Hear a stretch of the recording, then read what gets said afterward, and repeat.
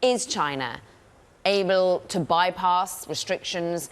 Do they even need to be using US technology? Can they grow it at home now in a more advanced manner than we thought?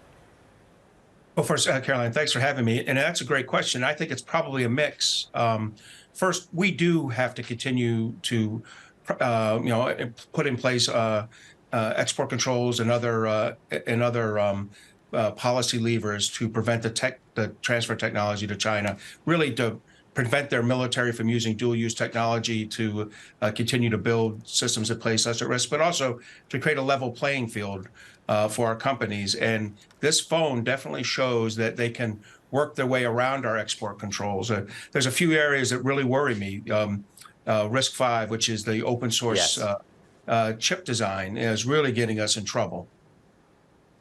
Mark, I'm so glad you went there. 7 nanometer was a surprise, right? And the chips found in the Mate 60 Pro. RISC-V, the architecture. Why is that a technological concern to you? You see it as a backdoor?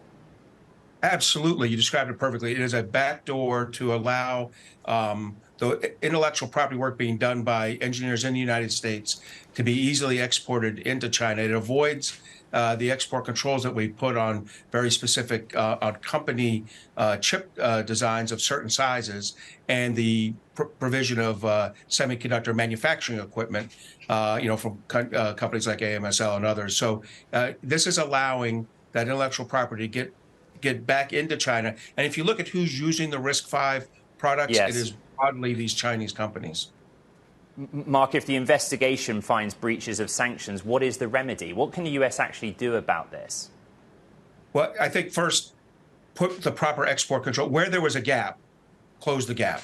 And we definitely have to get more agile. I mean, our export control management, our listing of companies who have made violations is extremely pedestrian and not agile. We have to become more agile, and we can't be playing whack-a-mole with 1,000 holes on the whack-a-mole grid, right? We have to more aggressively determine what are those technologies we're going to limit and pass broader export controls to get it. I would tell you RISC-V is a place I'd go first.